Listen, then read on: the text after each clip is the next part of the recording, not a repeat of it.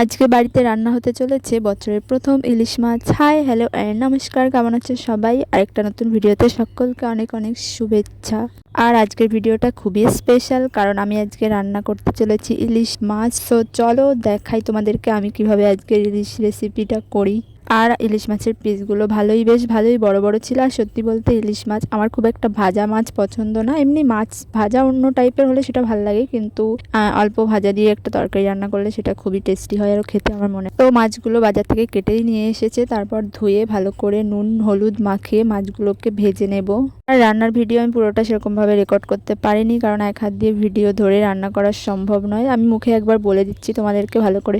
তো আজকে আমি রান্না করছি সর্ষে ইলিশ।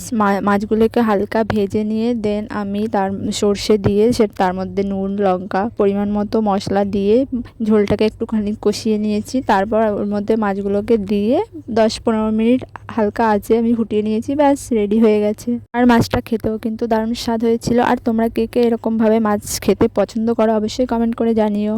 এবার আমি তোমাদের সঙ্গে একটা ভয়ানক ইনসিডেন্ট শেয়ার করছি। সেটা হলো, আমি রাতের বেলা ভয় পেয়ে মাঝে মাঝে হঠাৎ হঠাৎ করে চেঁচিয়ে উঠি। আর আমি নিজেও সেটা টের পাই, আর আমার বাড়ির লোকেও খুব ভালোভাবে টের পায়। আর আজকে যেহেতু আমার ছুটি, তাই সন্ধ্যার পর আমাকে নিয়ে গেছিলো একটু ঝাড়ফুঁক করাতে। আর আমি এখন এই যে সেখানেই আছি, তাদের বাড়িতে একটা দাদু আমাকে একটু ঝাড়িয়ে দিয়েছিল। আচ্ছা, এসবে কি তোমরা বিশ্বাস করো? কমেন্ট করে জানাতে ভুলো না কিন্তু।